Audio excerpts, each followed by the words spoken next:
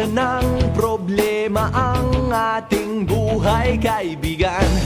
Lagi ka na lang nakapamewang sa iyong kapalaran.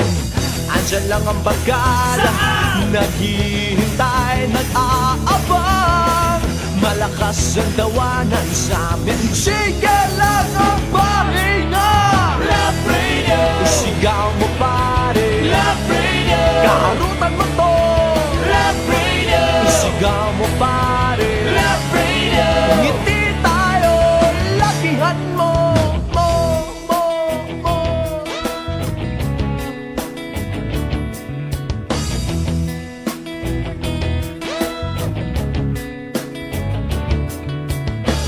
Kailangan pa bang i-memorize? Tao'y sadyang matibay, naghahanap ng tropa sa gitna ng kalungkutan. Ganito talaga kabisyo, ang saya-saya. Malakas ang tawanan sa amin, sige lang ang pahinga. Love Radio, isigaw mo pare. Love Radio, kakulitan mo to. Love Radio, isigaw mo pare. Love Radio, ngiti tayo, lakihan mo. Kahit di araw ng Pasko, tawanan ang problema.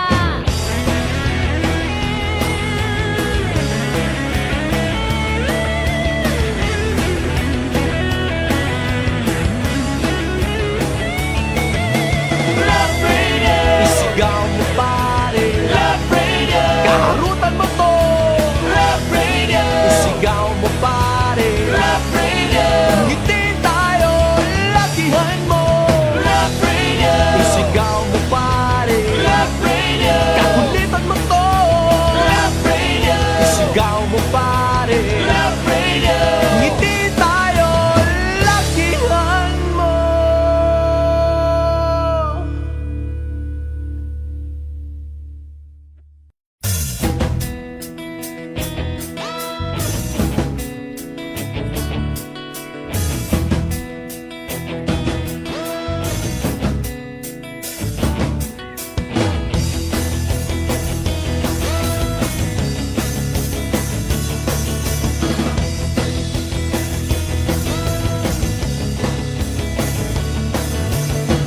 Puno na ng problema ang ating buhay, kaibigan. Lagi ka na lang nakapamewang sa iyong kapalaran. Andyan lang ang barkada, naghihintay, nag-aabang. Malakas ang tawanan sa amin, sige lang ang pahinga. Love Radio, sigaw mo pare. Love Radio, kaharutan mo to. Love Radio, isigaw mo pare. Love Radio, ngiti tayo, lakihan mo.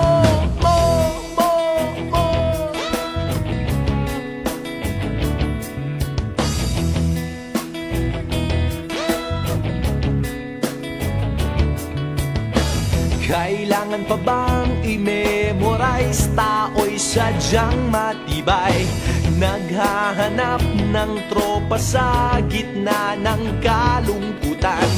Ganito talaga kabisyo, ang saya-saya. Malakas ang tawanan sa amin, sige lang ang pahinga. Love Radio, isigaw mo pare. Love Radio, kakulitan mo to. Love Radio, isigaw mo pare. Love Radio, ngiti tayo, lakihan mo.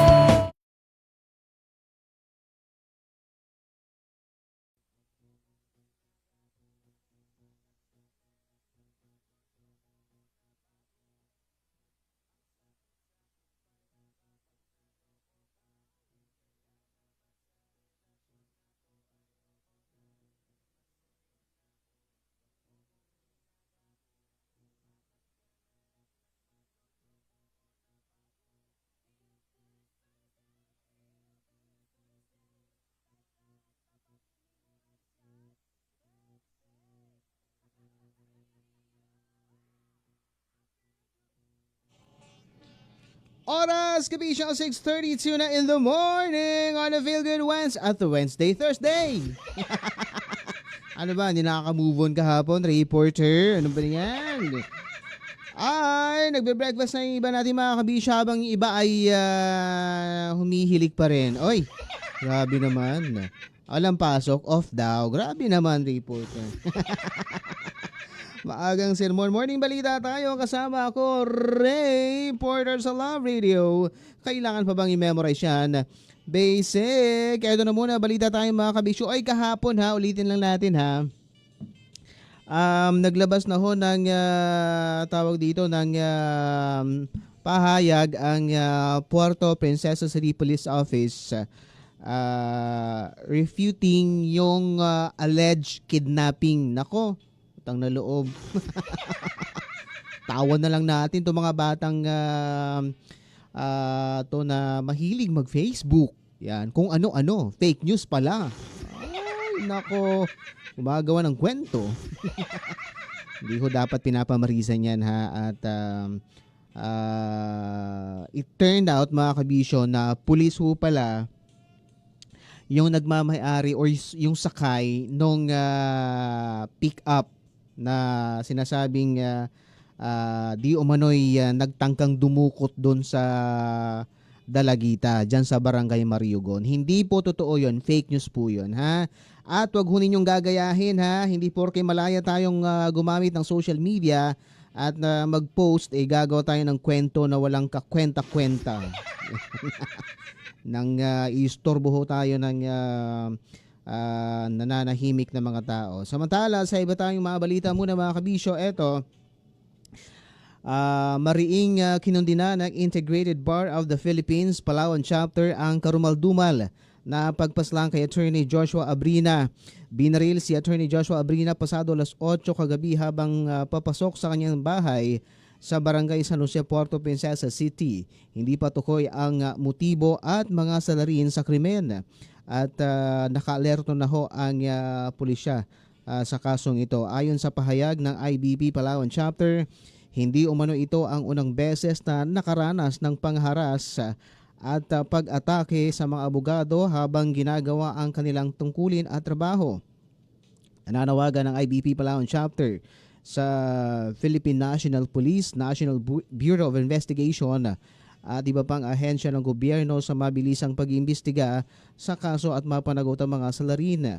Nangako rin ang grupo na gagawin nila ang lahat ng legal na pamamaraan upang mabigyan ng hustisya ang pinaslang na abogado. Si Attorney Abrina ay tumatayong legal officer ng DepEd Palawan at konektado rin sa Philippine Ports Authority, Puerto Princesa City bago ito paslangin. Ang Love Radio Palawan ho ay nakikiramay sa pamilya at sadya namang karumaldumalan ho mga kabisyo. Maraming kaso na yan, hindi lang sa Palawan, sa iba't ibang parte ho ng Pilipinas, yung mga abogadong ang tungkulin lang naman ay magtanggol sa mga inaapi. Ayan, sa mga kasong medyo risky din kasi talaga yung trabaho. Pero sana hindi na mangyari ito mga kabisyo. Hindi ho dapat at hindi po tama, hindi po karapat dapat. Nako, oras natin 6:36, live tayo sa Love Radio Palawan Facebook page. Balik tugtugan naman tayo. Ako po si Ray Porter sa Love Radio. Kailangan pa bang i-memorize yan? Basic.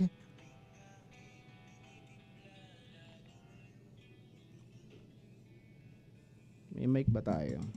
Ayun, meron naman. Ulitin natin ha. Yung mga bata ngayon, kayo, hindi porke malaya kayong gumamit ng social media, magpo-post na lang kayo, nagpo-post ng kung anong trip ninyo ha.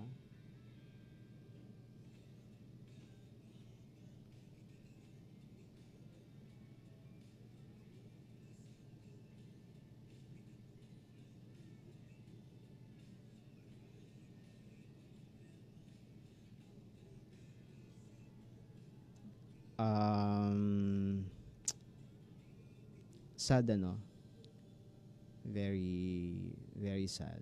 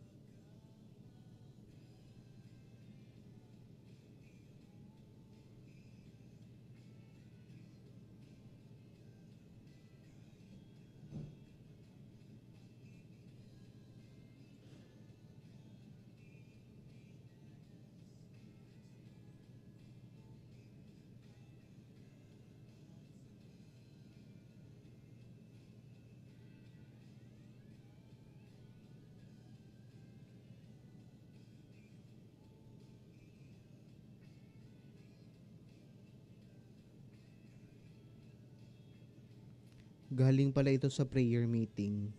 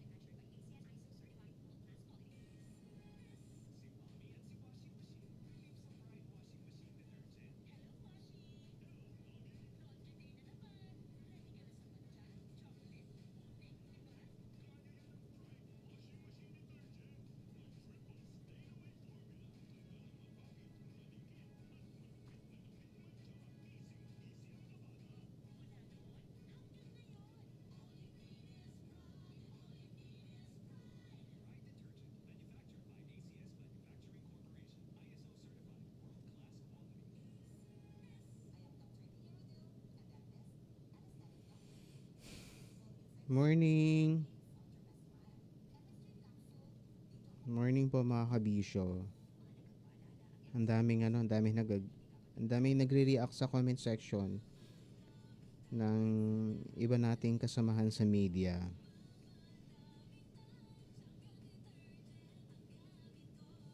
Na sinasabing bakit daw in-expose yung mga mukha ng mga in-interview.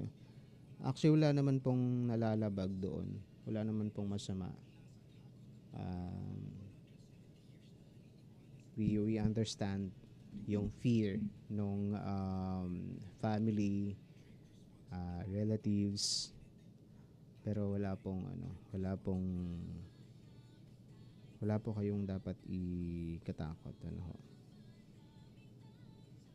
I mean, wala pong nalalabag din na rule ang media sa pag-expose ng mga mukha nila.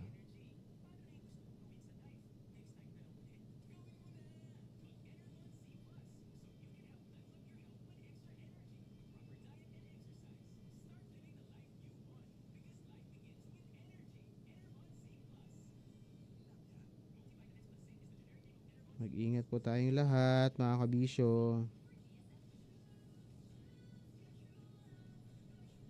Ah,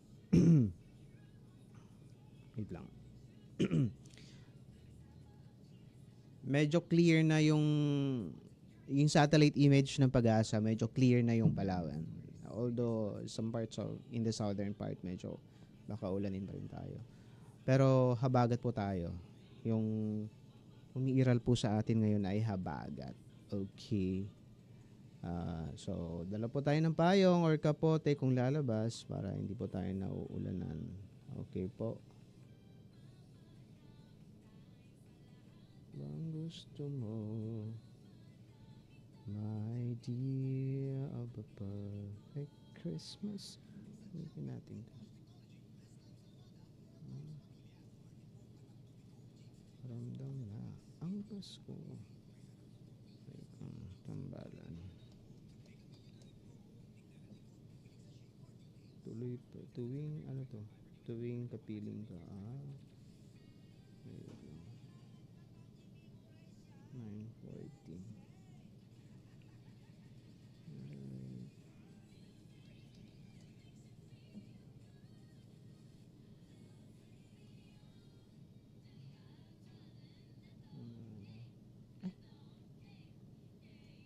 Bakit nawala? Sandali.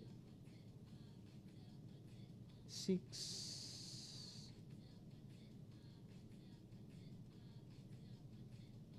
Aha.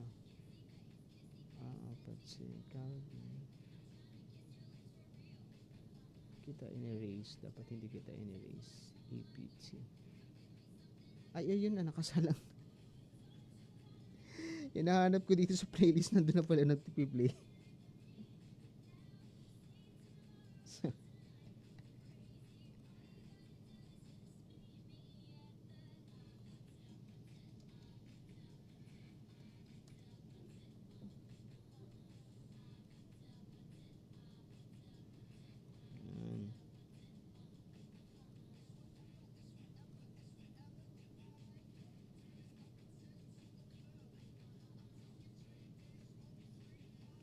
Let's all be safe, guys.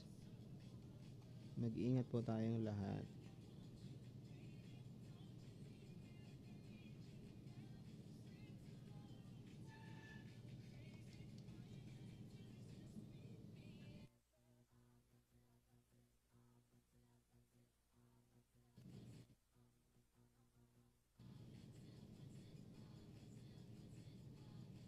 Nakakalungkot na yung mga gantong balita. May mga abogadong pinapas lang.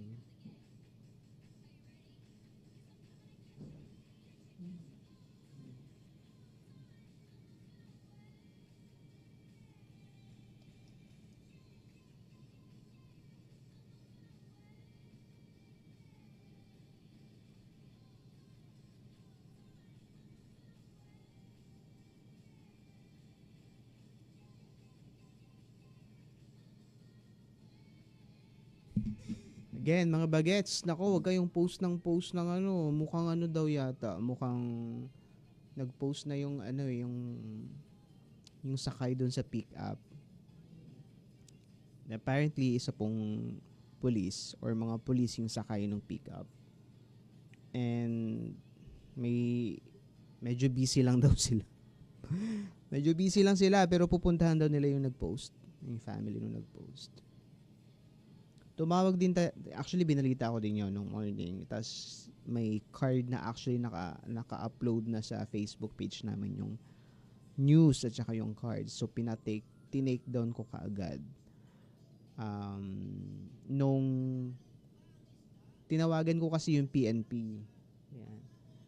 So sabi ng PNP unverified, hindi totoo. So yun yung first information. Sinabi sa atin, and it turned out hindi nga totoo.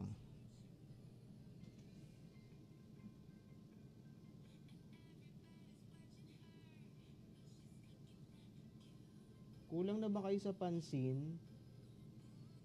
Bakit kailangan nyo magpapansin sa social media?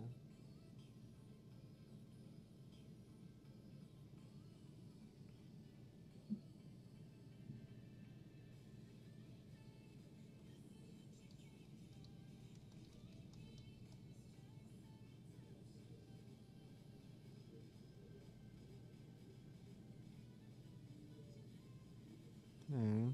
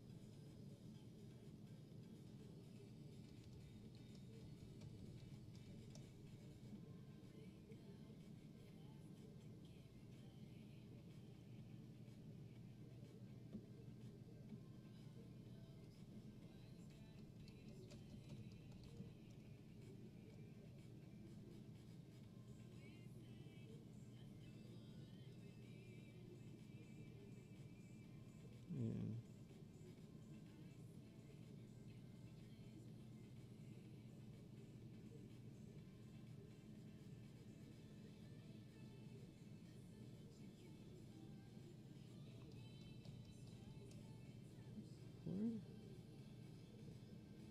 Four, 40. Hindi porke malaya tayo mag-post sa social media, post na lang natin kung ano-ano, no? Hindi po ganun yun. Ano ba to? Tanggalin natin si Kulo, herbal na utan.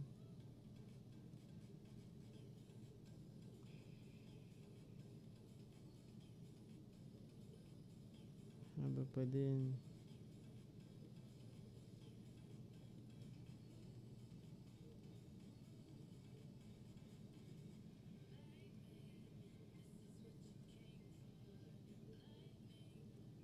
O siya, ako yung exit na. Mag-ingat po tayong lahat mga kabisyo ha. Let's all take care.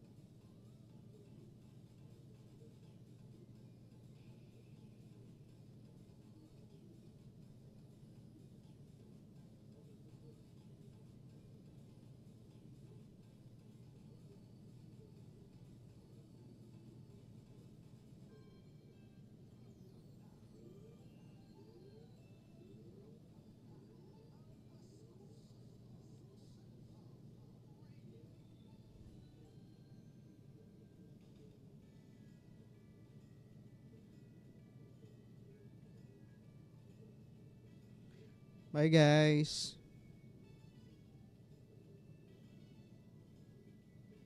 Let's all take care. Monday. Bye. Bye bye.